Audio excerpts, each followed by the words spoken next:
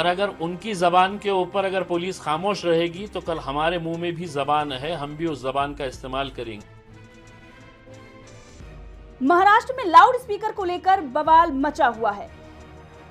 राज ठाकरे ने ही इस विवाद को जन्म दिया और अभी भी वो इस बात को लेकर अड़े हुए हैं कि अगर मस्जिदों से लाउड स्पीकर नहीं हटाया गया तो फिर मुझे नहीं पता कि क्या होगा। राज ठाकरे ने अपने औरंगाबाद के संभाजी मैदान में रैली में जिस तरीके से आक्रामक होकर बयान दिया है, उसके बाद तुष्टीकरण की राजनीति करने वाले कई नेताओं को मिर्ची लग गई है। अब इसी पर ओवैसी के सांसद का भी बयान आ गया है। राज ठाकरे ने कहा कि अगर मुस्लिम समुदाय लाउड स्पीकर पर अनुरोध को अच्छी तरह नहीं समझते हैं तो फिर महाराष्ट्र की ताकत को वो देखेंगे। अब इसी बयान पर ओवैसी के बौखलाए सांसद ने कहा कि हमारे मुंह में भी जुबान है।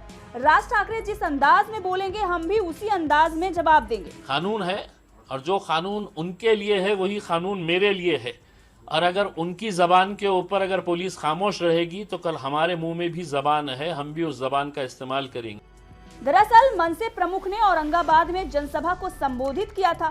रैली में राज ठाकरे ने कहा था कि हमने मस्जिदों से लाउड स्पीकर हटाने के लिए 3 मई तक के लिए वक्त दिया था, मगर 3 मई को ईद है। मैं इस उत्सव को खराब नहीं करना चाहता। हम सरकार से आग्रह करते हैं कि वो हमारी मांगे पूरी करें, नहीं तो 4 मई के बाद हम किसी की नहीं सुनेंगे। राज ठाकरे ने कहा कि यदि हमारी मांग पूरी नहीं हुई तो हम दुगनी ताकत से हनुमान चालीसा का पाठ करेंगे। अगर मुस्लिम समुदाय लाउड स्पीकर पर अनुरोध को अच्छी तरह नहीं समझते हैं तो फिर वो महाराष्ट्र की ताकत को देखेंगे।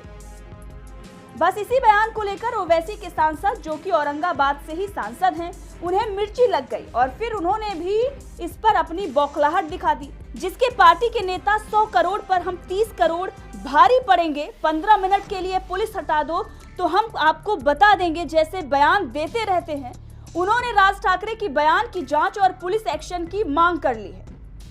सोचिए कितनी दोहरी मानसिकता के ये लोग हैं। ओवैसी के सांसद इम्तियाज जलील ने सवाल उठा दिया और उन्होंने कहा कि राज ठाकरे ने सभा के लिए औरंगाबाद ही क्यों चुना।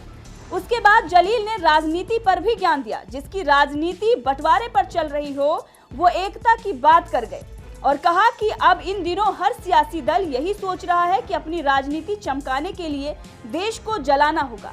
जलील ने कहा कि राज ठाकरे का वर्चस्व कम हो रहा है। आपकी सभा में लोग आएंगे और सुनकर चले जाएंगे, मगर आज की युवा पीढ़ी जो है वो काफी ज्यादा होशियार हो चुकी है। उसे अपनी नौकरी, कारोबार और परिवार की चिंता है। बहरहाल जिस तरीके से ओवैसी के सांसद ने इस पर बयान दिया है, आपका क्या कहना है कमेंट करके जरूर बताएं।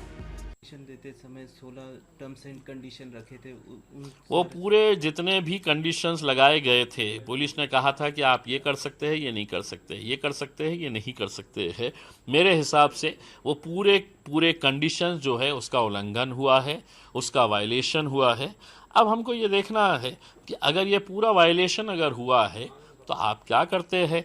हमारे ऊपर तो छोटे मुद्दों के ऊपर कि कोरोना के पीरियड के अंदर बाहर निकले, केस रजिस्टर कर डालो, कोई कार्यक्रम के अंदर जाके बैठे, केस रजिस्टर कर डालो। 12 केसेस हमारे ऊपर रजिस्टर कर दिए हैं, और इतना होने के ऊपर अगर उनके ऊपर नहीं करेंगे तो हम भी देखेंगे। फिर शरद पवार को लेकर काफी देर देखिए बात ये है कि मैं, चूंकि वो शरद पवार को डायरेक्टली कह रहे थे, मेरा इस ताल्लुक से ये कहना है कि भाई कौन धर्म मानता है, नहीं मानता है, कौन नास्तिक है, कौन आस्तिक है, ये इंडिविजुअल चॉइस है और उसको ये अधिकार बाबा साहब अम्बेडकर के संविधान ने दिया है। हाँ, लेकिन अगर आप ये कहेंगे कि नहीं साहब उन्होंने धार्मिक नहीं है वो, तो ये इसमें आपके पेट में क्यों दर्द दे रहा है, आपको क्यों तकलीफ हो रही है। वो कहते हैं कि छत्रपति शिवाजी महाराज का नाम नहीं लेते हैं, तो कौन सा कानून है ये। हम तो कम से कम ये जो महापुरुष जिनके नाम लेकर ये अपनी दुकानें चलाते हैं, हमने कभी अपने राजनीतिक स्वार्थ के लिए इन लोगों के नाम का इस्तेमाल नहीं किए हैं। छत्रपति शिवाजी महाराज कौन है, राज साहब अगर आपने पढ़े नहीं है तो आप मुझसे कहिए कि कौन सी भाषा आपको समझ में आती है, मैं आपको एक पुस्तक भेजता हूँ छत्रपति, और उनके 5% भी अगर गुण अपने अंदर आ जाते तो आप वो भाषा का इस्तेमाल नहीं करते जो आप औरंगाबाद के अंदर करके गए हैं। फुले शाहू अम्बेडकर कौन थे, हाँ, अगर आप देखेंगे तो उनके पैर की, उनके जूती की धूल के बराबर भी नहीं है आप। सिर्फ नाम लेना और अपनी दुकानें चलाना, अपने दुकान के अंदर है तो अपनी रोशनी सजाने के लिए मुल्क को जला देना, ये आपकी सियासत अगर है तो अब आगे का वक्त कैसा आने वाला है ये आप खुद समझ सकते हैं। अल्टीमेटम है तो सरकार को अब देखना है उसके अंदर, कोई भी आएगा कोई भी खड़े रहेगा उसके अंदर। हो सकता है कि कल के दिन हम अगर कोई अल्टीमेटम अगर दे डाले तो वो अल्टीमेटम का क्या होगा। ये मुल्क जो है वो कानून के हिसाब से चलेगा। कानून के हिसाब से मतलब जिस संविधान के अंदर जितना इख्तियार दिया गया है उसके हिसाब से चलेगा। मोदी जी के मर्जी के हिसाब से नहीं, अमित शाह के मर्जी के हिसाब से नहीं, राज ठाकरे के मर्जी के हिसाब से नहीं चलेगा। कानून है और जो कानून उनके लिए है वही कानून मेरे लिए है। और अगर उनकी ज़बान के ऊपर अगर पुलिस खामोश रहेगी तो कल हमारे मुंह में भी ज़बान है, हम भी उस ज़बान का इस्तेमाल